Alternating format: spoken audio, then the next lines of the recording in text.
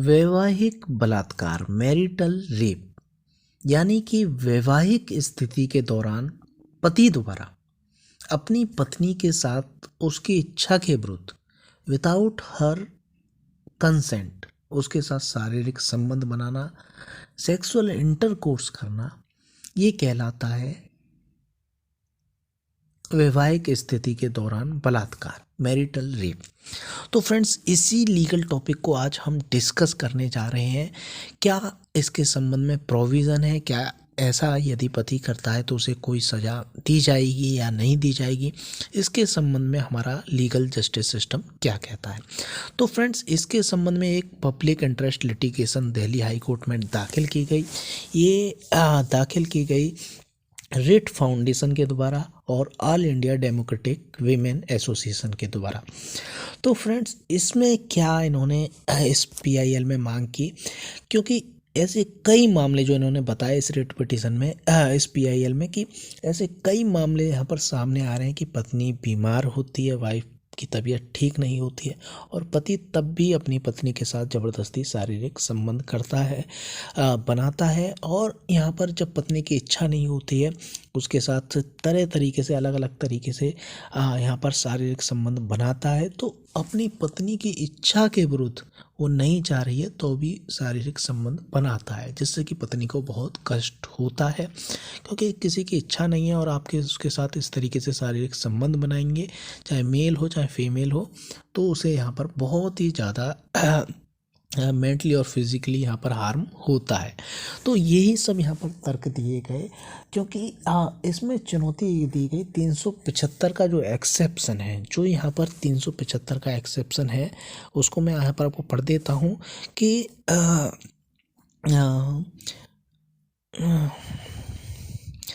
जो एक्सेप्शन है वो मैं पढ़ देता हूँ। Sexual intercourse by a man with his own wife, the wife not being under 15 year of age is not rape। तो यहाँ पर केवल 15 साल से कम की यदि उसकी पत्नी है तो ही यहाँ पर उसको बलात्कार माना जाएगा, यदि वो उसकी इच्छा के विरुद्ध यहाँ पर संबंध बनाता है तभी उसे बलात्कार माना जाएगा, नहीं तो नहीं माना जाएगा। ये एक्सेप्शन यहाँ पर बताया गया है। तो फ्रेंड्स, 15 साल से कम की यदि उसकी पत्नी है उसके साथ वो शारीरिक संबंध बनाता है तो वो बलात्कार की श्रेणी में आएगा, और 15 साल से ऊपर की यदि उसकी पत्नी है उसके साथ यदि वो उसकी शारीरिक उसकी इच्छा के बिना उसकी विदाउट कंसेंट यदि शारीरिक संबंध बनाता है तो वो यहाँ पर बलात्कार की श्रेणी में नहीं आएगा। ये यहाँ पर कहा गया है कि इसका यदि हम इसको तरीके से यदि हम समझने की कोशिश करें तो यहाँ पर ये कहा गया है कि पत्नी यदि 15 साल से ऊपर की है और पति विदाउट हर कंसेंट यदि उसके साथ शारीरिक संबंध बनाता है तो वो एज आ रेप नहीं माना जाएगा। तो फ्रेंड्स, यहाँ पर ये कहीं भी बात नहीं की गई है कि वो ज़बरदस्ती उसके साथ क्रूअल्टी करके यहाँ पर शारीरिक संबंध बनाता है, वो रेप होगा या नहीं होगा, ये यहाँ पर कहीं बात नहीं की गई है। तो ये समझने की महत्वपूर्ण बात है। तो अभी इसको यहाँ पर चुनौती दी गई है कि ये जो महिलाओं के फंडामेंटल राइट्स हैं, जो महिलाओं और पुरुष दोनों के जो भी सिटीजन्स हैं उनके जो फंडामेंटल राइट्स हैं, आर्टिकल 21 है जो बात करता है पर्सनल लाइफ और लिबर्टी की, महिला हो चाहे पुरुष हो, उनकी पर्सनल लाइफ और लिबर्टी की, जीवन की स्वतंत्रता की, वो अपनी इच्छा के अनुसार संबंध बना सकें, ये सब इसी में ही आता है आर्टिकल 21 में। और आर्टिकल 14 जो बात करता है इक्वलिटी बिफोर लॉ की, तो आप एक विवाहित महिला के लिए अलग कानून बना रहे हैं और जो विवाहित नहीं है उसके लिए यहाँ पर अलग नियम है। यदि लड़की विवाहित है तो उसका पति उसके साथ यदि वो 15 साल से ऊपर है तो उसकी इच्छा के विरुद्ध संबंध बना सकता है, लेकिन वो विवाहित नहीं है महिला, तो यहाँ पर उसका कोई भी जो मर्द है, जो मैन है, वो यहाँ पर यदि संबंध बनाता है उसकी इच्छा के विरुद्ध तो वो बलात्कार की श्रेणी में आएगा, और यदि वो उसका पति है तो वो बलात्कार की श्रेणी में नहीं आएगा। तो ये आर्टिकल 14 का उल्लंघन है।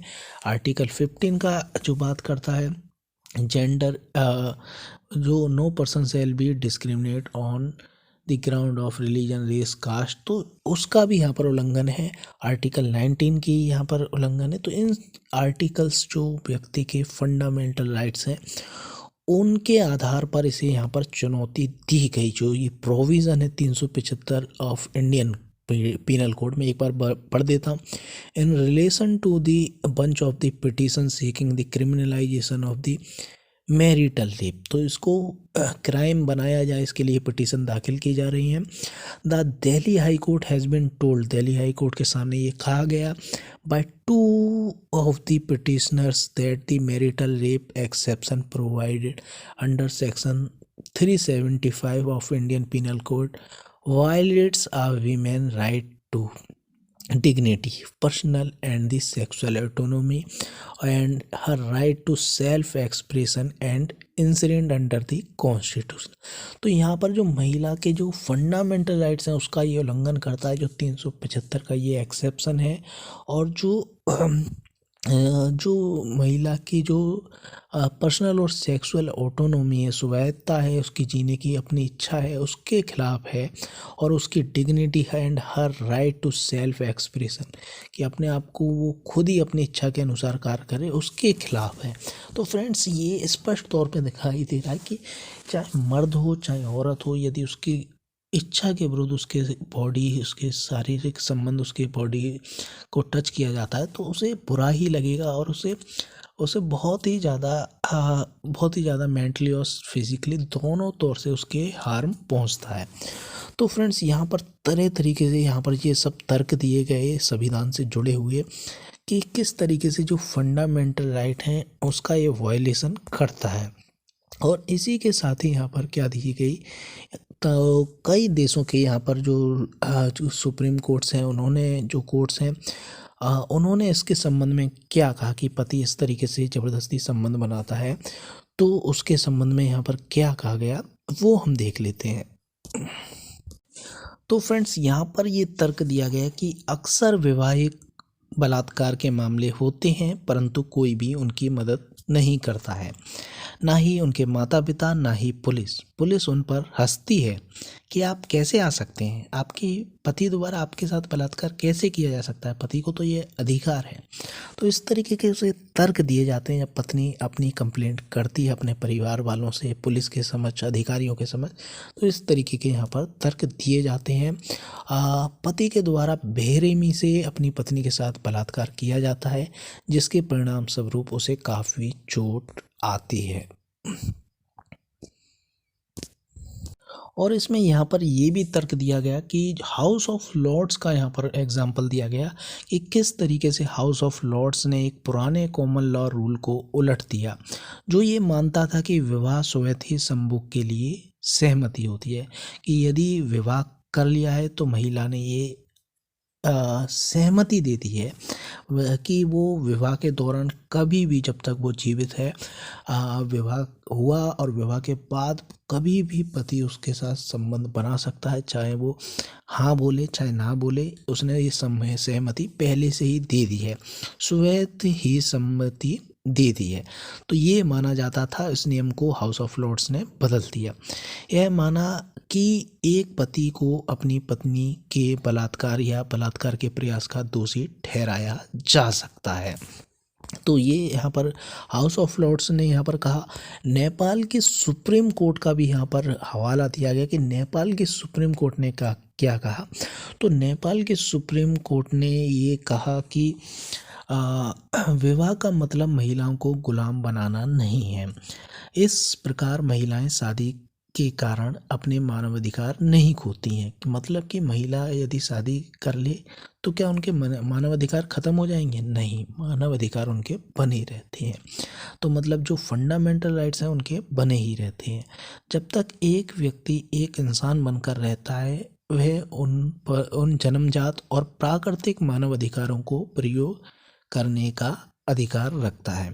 तो एक व्यक्ति जब भी जीवित रहता है उसके जो मानव अधिकार हैं जीवित रहने के दौरान भी और मरने के बाद भी उसके कुछ अधिकार होते हैं कि उसका जो अंतिम संस्कार है वो ठीक ठाक तरीके से किया जाए। तो उसके जो मानव अधिकार हैं वो हमेशा उसके साथ बने रहते हैं।